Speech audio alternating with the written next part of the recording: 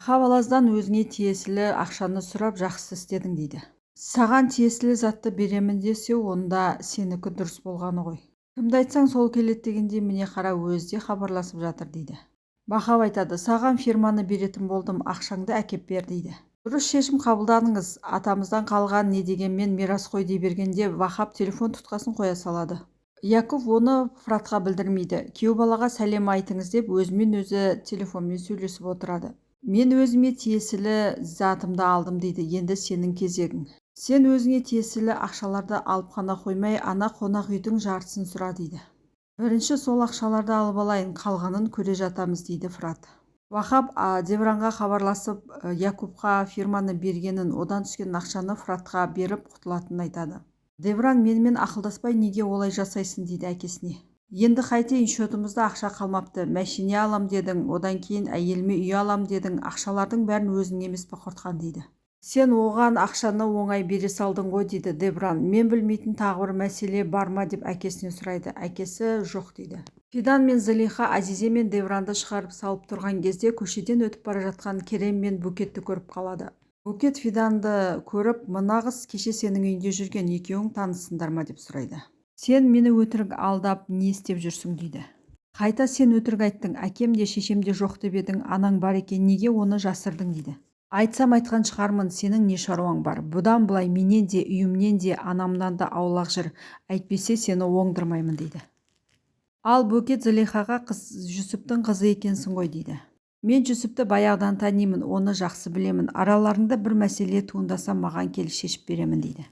Ешқандай проблема туындамайды, біз Жүсіп екеуміз бір-бірімізді жақсы түсінеміз. Мелис анасына мен ана балаға қарсымын дейді, осы жасқа келіп әпке атанып елге масқара болғым келмейді деп айтып жатыр. Сен ішіңдегі баладан құтыл, әйтпесе сенің екі қабат екеніңді нағашыма айтып беремін деп анасын қорқытып кетеді. Сыртқа шығып бара жатқан кезде Джемоны көріп қалады. Джемо, қалайсың, маған енді қарамайсың да амандаспайсың ба дейді. Джемо аузының ұшымен амандасады. Сен неғып тұрсың деген кезде үйде Дуйгу бар дейді. Дуйгу елге масқара болса да әлі үйден кеткен жоқ па дейді. Оны елге масқара еткен сенсің ғой дейді. Оның бәрін сен үшін істедім, көзіңді ашқым келді, оның шынайы жүзін көрсін дедім. Оның шынайы жүзін ашып нелі дәлелдегің келді, одан қай жерің артық дейді, өзің түріңе бір қарап ал. Не деп тұрсың ақымақ, мені онымен салыстырма деп Мелис Жемоның бетіне шапалақпен тартып қалып кетіп қалады. Жемо үйге кірген кезде Дуйгуны таппайды, ол кетіп қалыпты. Мен өзімнің бұрынғы өмірімді өзгерте алмаймын, бірақ сенің болашақ өміріңді өзгертуіме септігімді тигіземін дейді. Біз бірге бола алмаймыз, мені кешір деп Дуйгу хат қалдырыпты. Ержан Нежлаға осы жерде үй жасайық, күшті үй болады деген кезде Нежла жынданып кетеді. Қайдағы үй деп. Ал Ержан болса, сен неге 2 күннен бері жынданып жүрсің деген кезде Нежла мен 2 қабатпын дейді. Ержан қайдағы бала, сен әзілдеп тұрсың ба деген кезде Нежла одан сайын жынданып, сен ол баланы қаламайсың, значит мен де саған керек емеспін дейді. Баладан да сенен де құтыламын деп Нежла кетіп қалады. Хашмет үйіне келеді, әйеліне айтады, соттан маған шақырту келді, сен менімен ажыраспақшы екенсің, бірақ мен сенімен ажыраспаймын деп әлгі шақыртуды жыртып тастайды. Сол кезде үйге жылап Нежла келеді, барлығы саған не болды дейді.